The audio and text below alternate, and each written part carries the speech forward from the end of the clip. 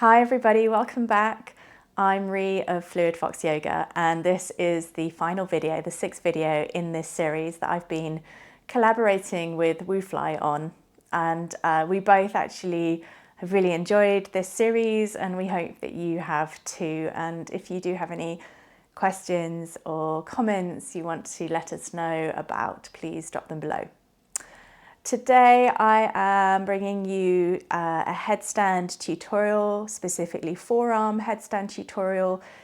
If you already have a headstand practice, then this is a nice refresher. If you don't, then this is going to be a nice test, a challenge probably for you. If you want to move to a wall or a door to do this, you're very welcome, or you could just do the first two exercises as a means of strengthening and preparing your upper body for inverting. Make sure you're warm and perhaps have done a 30-minute flow or one of the other videos in this series, or have just prepared the body by doing some sun salutations. And when you're ready, grab your mat and I will meet you there in a moment.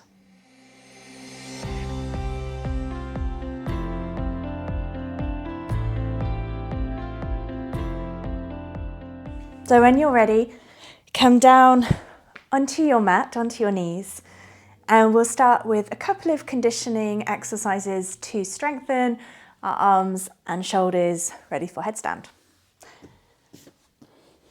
So we're going to engage the core, which is crucial really for inverting. You're going to come down onto your forearms, and you can have your hands in prayer. You could maybe interlace your fingers here. You could place the palms of your hands down on the mat and spread your fingers. So your hand placement, your choice. Just make sure your elbows are shoulder width apart and under your shoulders. So you come to the top of your mat and then walk your feet away. So you come into a low plank. You're going to just push the floor away, and you can hold this low plank, or I like to gently rock forwards and back. So you're pulling your belly in, you're pushing the floor away, you're almost sort of doming the upper back, rounding the shoulder blades. Hips on down, so we're not too high up in the bottom, but we're not dropping down, so you shouldn't feel any tension in your lower back. And we just hold this for about a minute, so you can rock forwards and back.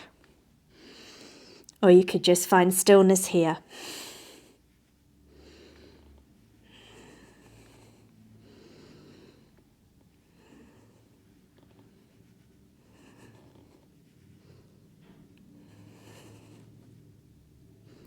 And then when you're ready, lower one knee down at a time, and then just send your hips back to your heels. Ease down into child's pose. Have a little wiggle, stretch out.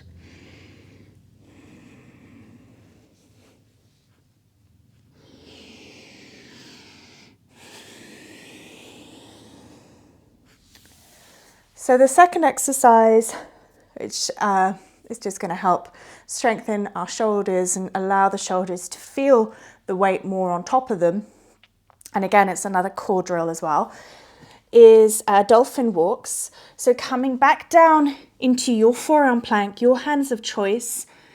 You might want to change it up and just try bringing the hands flat to the floor, or interlacing if you haven't done that. So maybe switch your hand position, your hand placement. Tuck your back toes under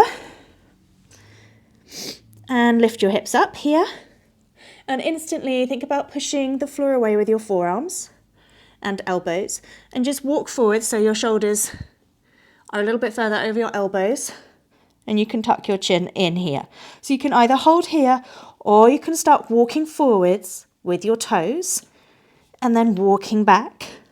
So taking 4 steps in, 4 steps back. And I try to aim to do maybe 6 to 10 of these. Keep pushing the floor away.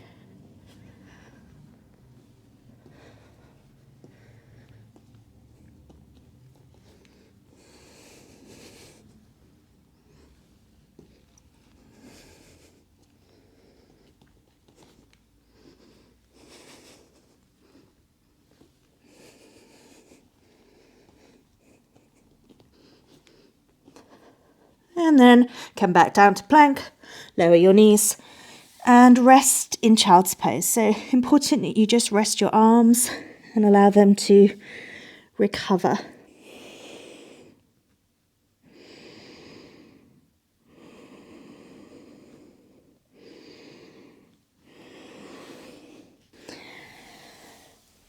And then coming back up. So to go through the headstand base, in a forearm headstand, you would interlace your hands, your fingers, and you tuck the baby finger that's sort of dangling out in the way. You bring it inside the other hand to tuck it out the way. Your forearms would be in a similar place to how you just had them for your plank, and you'd make sure that the elbows are under your shoulders. So I always set my base up by bringing my elbows down, making sure that they're under my shoulders by reaching for them with my hands, interlacing my hands out in front of me, tucking the little finger in. And that kind of creates a nest or something to push the back of your head against. So you start to bring the hairline down to the floor and you find the back of your head pressed into your hands. So with your hairline on the mat, not necessarily the crown of the head on the mat, more the hairline. Fix your gaze on something on the floor, something on your mat, and keep that gaze fixed as you tuck your toes under. And then as you tuck your toes under, push the forearms down. So you're protracting through the shoulders and you're creating a dome shape now in the upper back. Push the hands and the elbows into the floor as you lift your hips up. Keep your gaze fixed as you walk your feet in. So you could stay here. This is an inversion. You could bring one foot in. You could maybe float and just find one leg tuck, or perhaps you tuck both feet in together here. If you're happy here, you can start to take one leg up at a time, going really slowly, pushing the shoulders down, pushing the hands and forearms into the mat. Squeeze your bottom, point your toes, engage your belly, your core.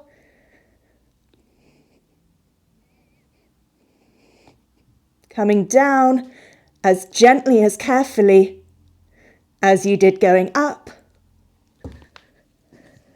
And lowering back down into a child's pose.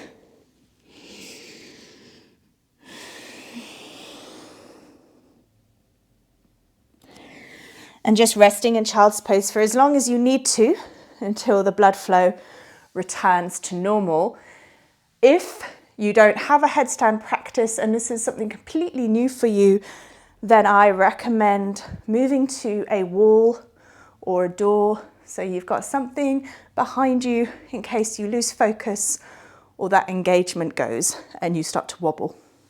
I'll just demonstrate one more, kind of like a floating, rather than floating into that tuck shape where we brought one foot in and then we let the other one float up. You could do it with a split leg, and the same thing can be applied. You can float that bottom foot up. Just depends on where you are with your headstand practice. I'll just demonstrate so you can see, but you're very welcome to continue practicing or attempt this one, this variation. Once you've got your foundation set up, and that's really important, I always make sure my elbows are under my shoulders. I'm pushing into my elbows and my hands and protracting the upper back even before I lift the knees off the floor. Once I've got that, tuck toes under. And so all we're going to do is float that top leg up. And notice how the bottom leg, I'm pointing both my feet here, straightening the legs and keeping engaged. I don't necessarily need to fully extend that left leg, the bottom leg, all the way up to the top. I'm just working on that float. So that's another entry to work towards, depending on your hamstring mobility, of course. But if that top leg wants to bend, just to give you that little extra tilt, that's fine as well. After every inversion, come back to child's pose just for a little recovery, balance the blood.